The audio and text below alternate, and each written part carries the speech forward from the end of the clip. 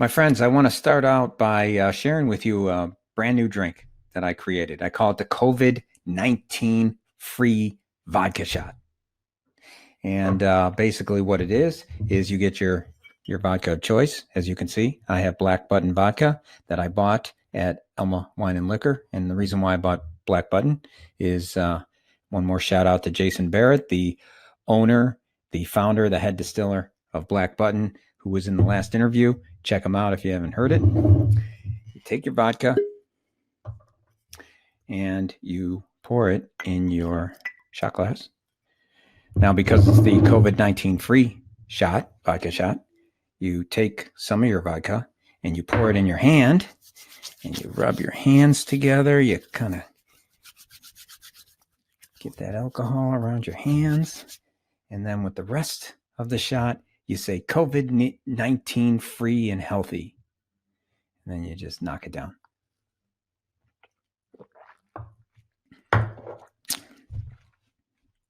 The COVID-19 vodka shot. Next up, George and Linda Lund.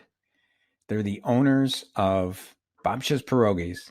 And if you ever spent any time at the Broadway market during the Easter season, you would know that it's shoulder to shoulder people. It's where Bascia's gets most of their revenue.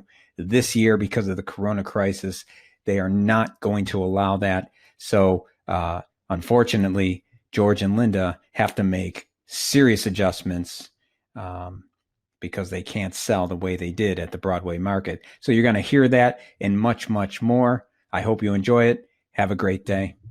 Okay, I'm here with George and Linda Lund, the owners of Bascia's Pierogies. George, Linda, thanks for coming in. Why don't you tell us a little bit more about yourselves and tell us a little bit more about Bascia's Pierogies. Go ahead, George. So I'm Linda Lund, owner of Bascia's Pierogi. This is my husband, George. We're located at the Broadway Market in Buffalo. And this is our fourth and very different Easter season here. And Easter is always a monumental time for us in terms of business. It's our strongest time of the year. And now with COVID-19, that's flipped upside down, and we'd be lucky to do 10% of the business we did last year. Okay, so yeah, that you know what, that is certainly I know from just going over to the Broadway market how big of an event that is for everybody that's there. It's a huge Easter event, and I know that it's a big event for Bascia Pierogies too. How much of a percentage of your sales is typically the Broadway market? 50%. 50%. Mm-hmm. And so this year, because of the corona crisis, is the Broadway market even open? It is open. They are limiting the number of people that come in, and we are encouraging everybody to do curbside pickup. Curbside pickup. It is open with all the mainstay vendors that are normally here throughout the year. They just eliminated the additional vendors that are brought in for Easter. I see. So how much of that 50% of revenue do you expect that you're not going to get this year? I was working up some numbers before we came here today, Tony, and I would say that our sales here will be down by about $140,000. And so that would be approximately what percent, do you think? 50. Around? Well, it's interesting because as our market sales have gone down, but our fundraising and our wholesale has gone up. And we've also had to adjust and start doing pop-up sales. So our wholesale dollars are up our numbers are up about 32%. Our fundraising, ironically enough, is up 400%. Wow. Still, the income, the total sales are still down right now by about more than 50%. More than 50%. Yes, but the other numbers are going up, not quite to where we need them to be, though. Gotcha. how many? So typically, I assume that you're creating a huge supply of pierogi based on the demand that you expect to see at the Broadway market during Easter season. How many pierogi do you have now that you basically, I'm sure, are storing in inventory? We did when the crisis really hit, we stopped our production, but at that point, we've already made about 200,000 of them. Wow. In which case, we do utilize a frozen storage facility. And I think as a present, we have 19 pallets of frozen product sitting in frozen storage. And the great thing about that is that it is frozen, you know, unlike something that has a shelf life to it or perishable. Okay. Well, that's good news. So you had mentioned, Linda, that you are making a little bit of an adjustment with dealing with today's situation, and you're saying that what is selling better, or how are you? What is the business model for today to help sell those 200,000 pierogi? Right now, we've been doing pop-up sales with churches mainly, and we've also started doing delivery services for some senior apartment complexes, which just started this week. So we don't know what's going to happen with that. But the church pop-up sales have been pretty good. As an analogy, in tennis, it said that a player is as good as their second serve. So you're as good as your plan B. And in this situation, us capitalizing on the Easter opportunity was always our plan A. And obviously that's changed. So I think we're being very effective at incorporating the best plan B we can, which is changing who we sell to and where we sell it and how we have to go. You know, we have to go on the road and we have to go to a church. And we've done some pretty large sales at area churches. It's been very effective. But that's us, you know, utilizing a plan B and come up with a plan C if need be.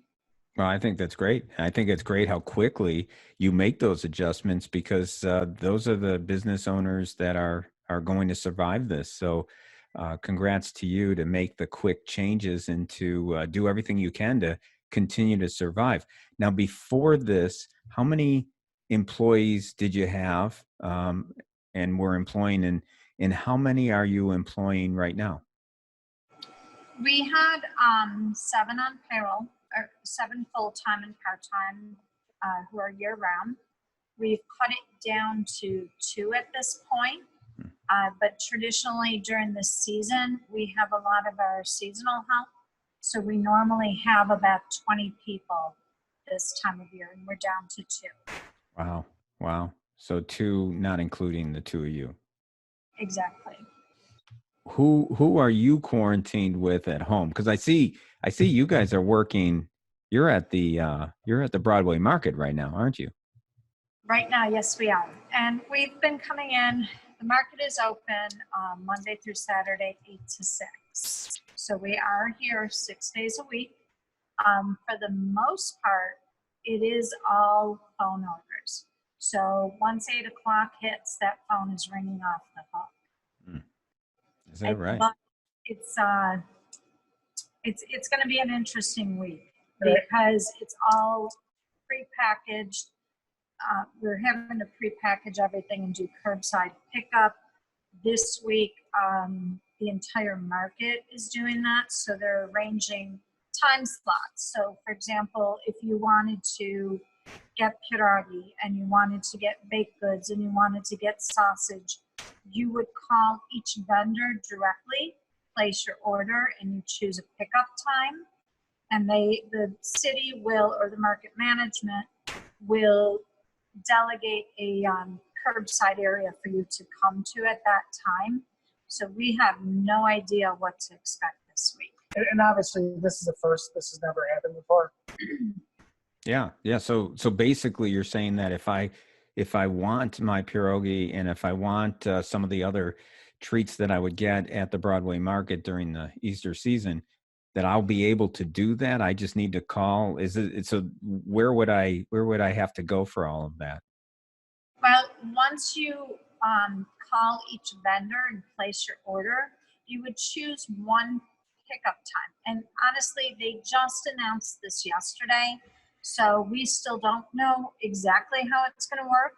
But I don't know exactly how it's going to work. I have to look at this this afternoon.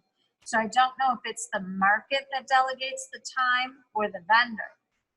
But the market will go around and they'll get our pierogi and they'll pick up your sausage. They'll assemble the order and take it to wherever they're delegating your curbside pickup.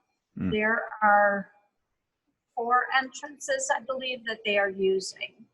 And what's nice to our benefit is we're the only food vendor in the market. We actually have a front door that leads right to Broadway. So our front door is 10 feet from the curb. So no one's in a better position to do curbside delivery than us. Well, I'll tell you what. Looks like I'll be doing a little curbside order myself.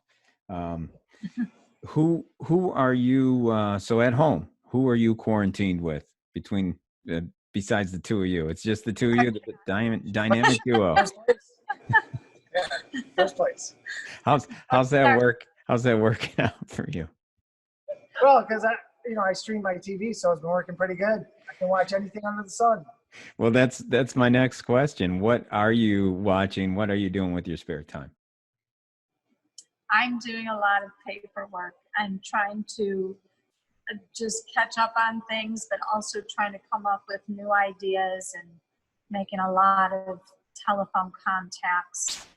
We've done some corporate matching to deliver lunch services or meal services to the healthcare workers. So it's been a lot of time on the telephone and a lot of emails for me.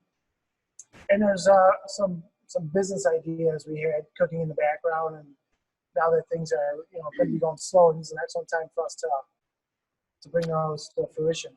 Excellent. Well, George, also I do know that you're an avid tennis fan and tennis player, as am I. And so as I was setting up for this interview, I was thinking about you, and I have an idea for COVID-19 friendly tennis. So let me explain it all before you answer. I want to walk you through all the rules, all right? Because we want to keep this safe. So here we go. I have a can of yellow balls. These are yours. And I have a can of red balls or orange balls. These are mine, right?